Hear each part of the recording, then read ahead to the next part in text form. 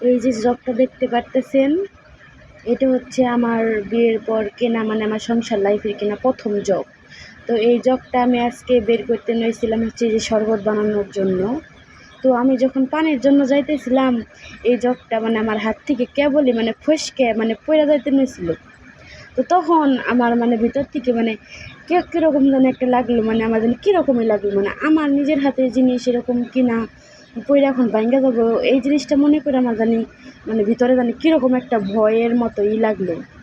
তো তখন আমি চিন্তা করলাম, যখন বাবার বাড়িতে ছিলাম বা অনেকে আছে আমরা যে গ্লাস বা প্লেট এগুলো ভাইঙ্গা ফেলি আর বাবা মা অনেক বকা দেয়, তখন রাগ করি।